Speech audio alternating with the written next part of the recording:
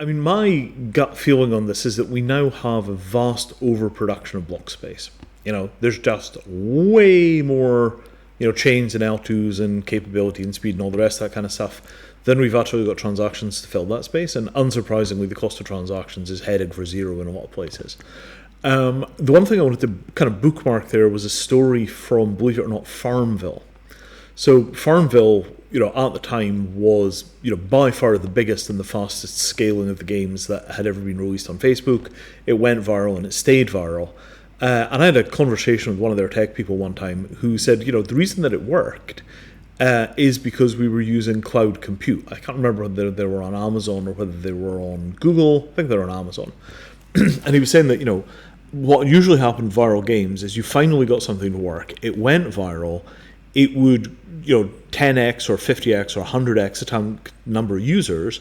Then you would hit the limit on your server capacity. The whole thing would fall over, and then the viral wave would collapse. And then people forgot your name, and that killed game after game after game after game. And what kept Farmville going was that they had this massively scalable back end, so that when they finally hit the sweet spot and they got viral spread, they were just continuously phoning Google and getting Google to throw more servers at the problem. And several times they maxed out the ability of Google to get more servers added. Or Amazon, I think it was Amazon.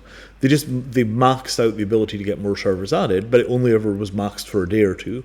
So as long as they over-provisioned a little and they planned for it, they could continue their viral growth. And I've always thought about that in respect to the blockchain, because one of the problems that we've got, particularly on Ethereum, is, and I was part of the Ethereum team back in the day, if you put the pedal to the metal and something goes massively viral, what you wind up doing is auctioning off the block space, the transactions get expensive, and then the viral wave stops. So I think this notion that if you've got incredibly cheap and incredibly scalable transactions, the real payoff is that when you finally get a hit, you don't wind up being cropped by your infrastructure. Hopefully we will get a chance to see how important that is, because I think it'd be good for the space if we had a couple of really successful things that actually scaled and actually also did something useful. You need utility, you need scale. It'd be nice if we saw some deals that had both. But yeah, I think the scalability stuff is extremely key, because on Ethereum you can't just throw more servers at it if you need it to go faster. All it does is become more expensive. And that's the chain that I worked on. That's kind of my baby. But at the same time, it is what it is, and it does what it does.